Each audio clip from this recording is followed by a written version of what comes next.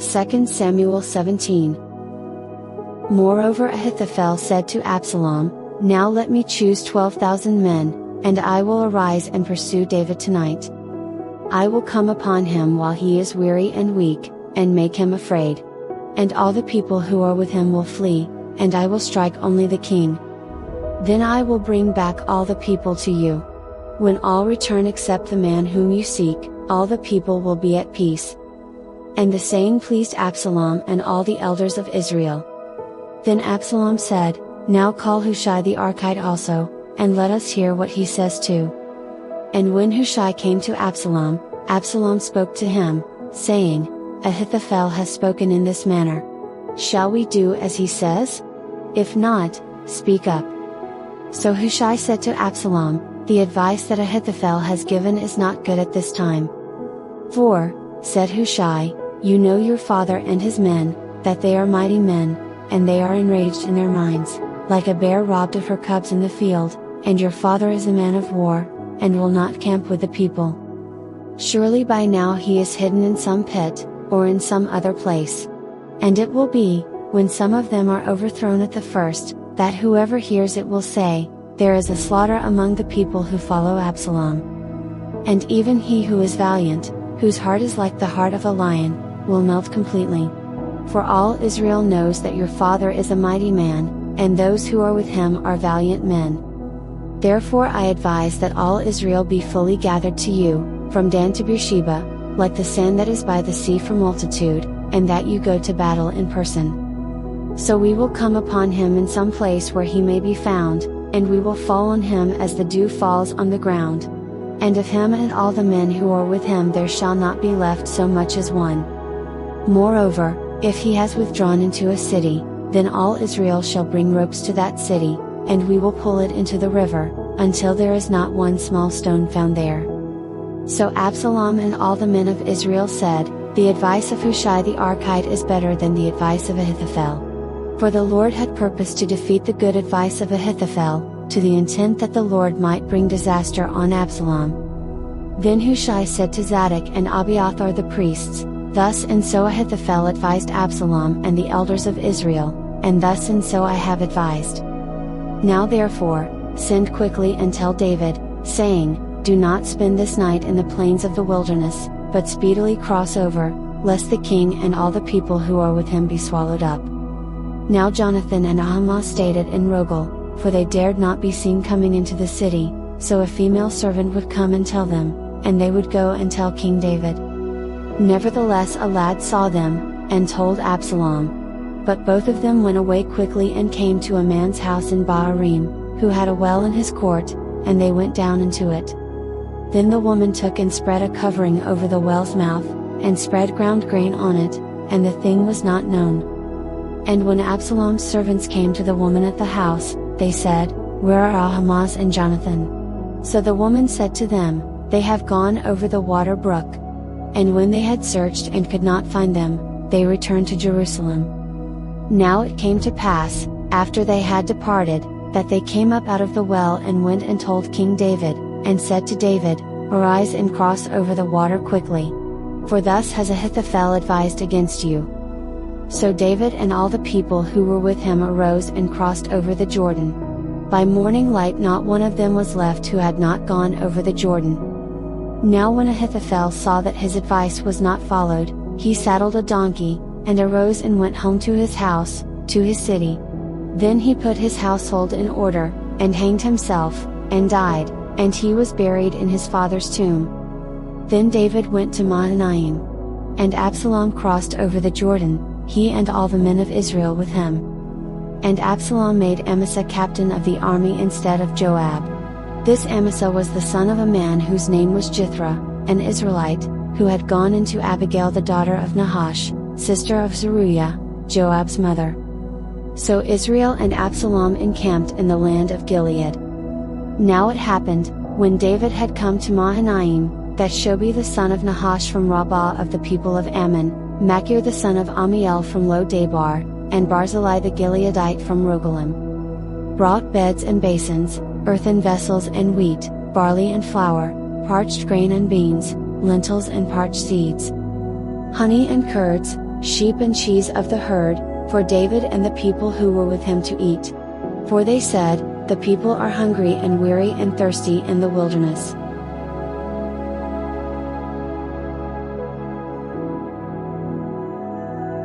Second Samuel 18. And David numbered the people who were with him, and set captains of thousands and captains of hundreds over them. Then David sent out 1/3 of the people under the hand of Joab, 1/3 under the hand of Abishai the son of Zeruiah, Joab's brother, and 1/3 under the hand of Ittai the Gittite. And the king said to the people, "I also will surely go out with you myself." But the people answered, "You shall not go out. For if we flee away, they will not care about us, nor if half of us die, will they care about us. But you are worth 10,000 of us now. For you are now more help to us in the city." Then the king said to them, "Whatever seems best to you I will do." So the king stood beside the gate, and all the people went out by hundreds and by thousands. Now the king had commanded Joab, Abishai, and Ittai, saying, "Deal gently for my sake with the young man Absalom." And all the people heard when the king gave all the captains orders concerning Absalom. So the people went out into the field of battle against Israel. And the battle was in the woods of Ephraim. The people of Israel were overthrown there before the servants of David, and a great slaughter of 20,000 took place there that day. For the battle there was scattered over the face of the whole countryside, and the woods devoured more people that day than the sword devoured. Then Absalom met the servants of David. Absalom rode on a mule. The mule went under the thick boughs of a great terebinth tree, and his head caught in the terebinth, so he was left hanging between heaven and earth. And the mule which was under him went on. Now a certain man saw it and told Joab, and said, "I just saw Absalom hanging in a terebinth tree." So Joab said to the man who told him, "You just saw him. And why did you not strike him there to the ground? I would have given you 10 shekels of silver and a belt." But the man said to Joab, "Though I were to receive 1,000 shekels of silver in my hand, I would not raise my hand against the king's son. For in our hearing the king commanded you and Abishai and Ittai, saying, Beware lest anyone touch the young man Absalom. Otherwise I would have dealt falsely against my own life. For there is nothing hidden from the king, and you yourself would have set yourself against me." Then Joab said, "I cannot linger with you." And he took 3 spears in his hand and thrust them through Absalom's heart, while he was still alive in the midst of the terebinth tree. And 10 young men who bore Joab's armor surrounded Absalom, and struck and killed him. So Joab blew the trumpet, and the people returned from pursuing Israel.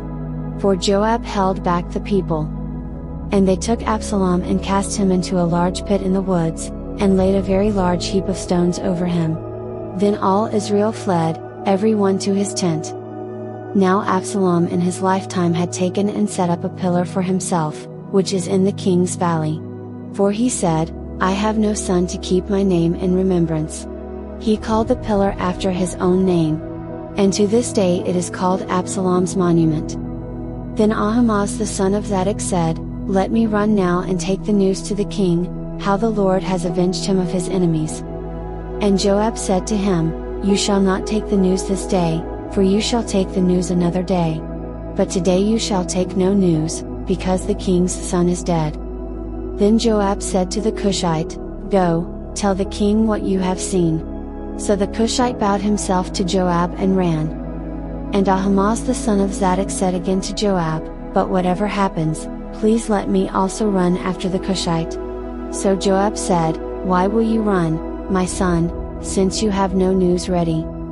"But whatever happens," he said, "let me run."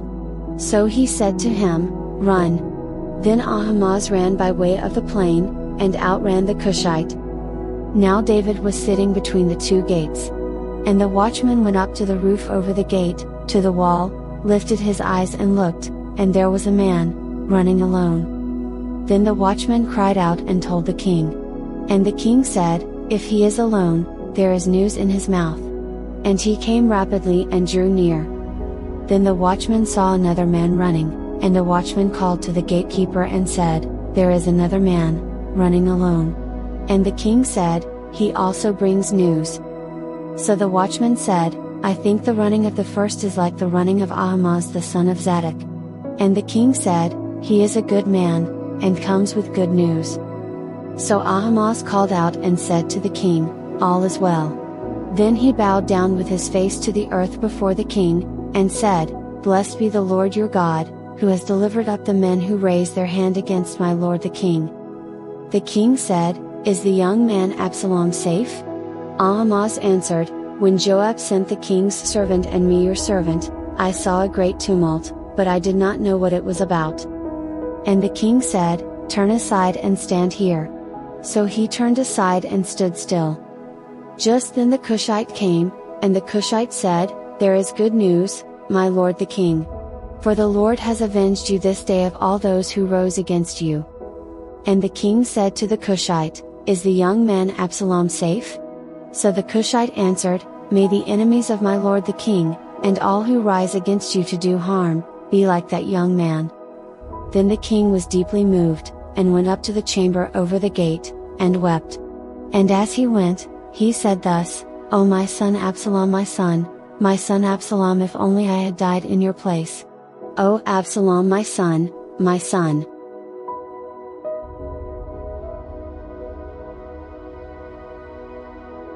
Second Samuel 19. And Joab was told, Behold, the king is weeping and mourning for Absalom. So the victory that day was turned into mourning for all the people. For the people heard it said that day, The king is grieved for his son. And the people stole back into the city that day, as people who are ashamed steal away when they flee in battle. But the king covered his face, and the king cried out with a loud voice, O my son Absalom! O Absalom, my son, my son! Then Joab came into the house to the king, and said, Today you have disgraced all your servants who today have saved your life, the lives of your sons and daughters, the lives of your wives and the lives of your concubines. In that you love your enemies and hate your friends. For you have declared today that you regard neither princes nor servants, for today I perceive that if Absalom had lived and all of us had died today, then it would have pleased you well. Now therefore, arise, go out and speak comfort to your servants. For I swear by the Lord, if you do not go out, not one will stay with you this night. And that will be worse for you than all the evil that has befallen you from your youth until now. Then the king arose and sat in the gate. And they told all the people, saying, There is the king, sitting in the gate. So all the people came before the king. For everyone of Israel had fled to his tent. Now all the people were in a dispute throughout all the tribes of Israel, saying, The king saved us from the hand of our enemies, he delivered us from the hand of the Philistines, and now he has fled from the land because of Absalom. But Absalom, whom we anointed over us, has died in battle. Now therefore, why do you say nothing about bringing back the king? So King David sent to Zadok and Abiathar the priests, saying, Speak to the elders of Judah, saying, Why are you the last to bring the king back to his house, since the words of all Israel have come to the king, to his very house? You are my brethren, you are my bone and my flesh. Why then are you the last to bring back the king? And say to Amasa, Are you not my bone and my flesh? God do so to me, and more also, if you are not commander of the army before me continually in place of Joab. So he swayed the hearts of all the men of Judah, just as the heart of one man, so that they sent this word to the king, Return, you and all your servants. Then the king returned and came to the Jordan. And Judah came to Gilgal, to go to meet the king, to escort the king across the Jordan. And Shimei the son of Jerah, a Benjamite, who was from Bahurim, hurried and came down with the men of Judah to meet King David. There were 1,000 men of Benjamin with him, and Ziba the servant of the house of Saul, and his 15 sons and his 20 servants with him, and they went over the Jordan before the king. Then a ferry boat went across to carry over the king's household, and to do what he thought good. Now Shimei the son of Jerah fell down before the king when he had crossed the Jordan. Then he said to the king, Do not let my lord impute iniquity to me, or remember what wrong your servant did on the day that my lord the king left Jerusalem, that the king should take it to heart. For I, your servant, know that I have sinned. Therefore here I am, the first to come today of all the house of Joseph to go down to meet my lord the king. But Abishai the son of Zeruiah answered and said, Shall not Shimei be put to death for this, because he cursed the Lord's anointed? And David said, What have I to do with you, you sons of Zeruiah, that you should be adversaries to me today? Shall any man be put to death today in Israel? For do I not know that today I am king over Israel? Therefore the king said to Shimei, You shall not die. And the king swore to him. Now Mephibosheth the son of Saul came down to meet the king. And he had not cared for his feet, nor trimmed his mustache, nor washed his clothes, from the day the king departed until the day he returned in peace. So it was, when he had come to Jerusalem to meet the king, that the king said to him, Why did you not go with me, Mephibosheth? And he answered, My lord, O king, my servant deceived me. For your servant said, I will saddle a donkey for myself, that I may ride on it and go to the king, because your servant is lame. And he has slandered your servant to my lord the king, but my lord the king is like the angel of God. Therefore do what is good in your eyes. For all my father's house were but dead men before my lord the king. Yet you set your servant among those who eat at your own table. Therefore what right have I still to cry out any more to the king? So the king said to him, Why do you speak any more of your matters? I have said, You and Ziba divide the land. Then Mephibosheth said to the king, Rather, let him take it all, inasmuch as my lord the king has come back in peace to his own house. And Barzillai the Gileadite came down from Rogelim and went across the Jordan with the king, to escort him across the Jordan. Now Barzillai was a very aged man, 80 years old. And he had provided the king with supplies while he stayed at Mahanaim, for he was a very rich man. And the king said to Barzillai, Come across with me, and I will provide for you while you are with me in Jerusalem. But Barzillai said to the king, How long have I to live, that I should go up with the king to Jerusalem? I am today 80 years old. Can I discern between the good and bad? Can your servant taste what I eat or what I drink? Can I hear any longer the voice of singing men and singing women? Why then should your servant be a further burden to my lord the king? Your servant will go a little way across the Jordan with the king. And why should the king repay me with such a reward? Please let your servant turn back again, that I may die in my own city, near the grave of my father and mother. But here is your servant Chimham, let him cross over with my lord the king, and do for him what seems good to you. And the king answered, Chimham shall cross over with me, and I will do for him what seems good to you. Now whatever you request of me, I will do for you. Then all the people went over the Jordan. And when the king had crossed over, the king kissed Barzillai and blessed him, and he returned to his own place. Now the king went on to Gilgal, and Chimham went on with him. And all the people of Judah escorted the king, and also half the people of Israel. Just then all the men of Israel came to the king, and said to the king, Why have our brethren, the men of Judah, stolen you away and brought the king, his household, and all David's men with him across the Jordan? So all the men of Judah answered the men of Israel, Because the king is a close relative of ours. Why then are you angry over this matter? Have we ever eaten at the king's expense? Or has he given us any gift? And the men of Israel answered the men of Judah, and said, We have 10 shares in the king, therefore we also have more right to David than you. Why then do you despise us? Were we not the first to advise bringing back our king? Yet the words of the men of Judah were fiercer than the words of the men of Israel.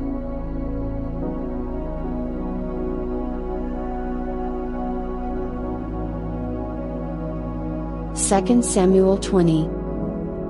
And there happened to be there a rebel, whose name was Sheba the son of Bichri, a Benjamite.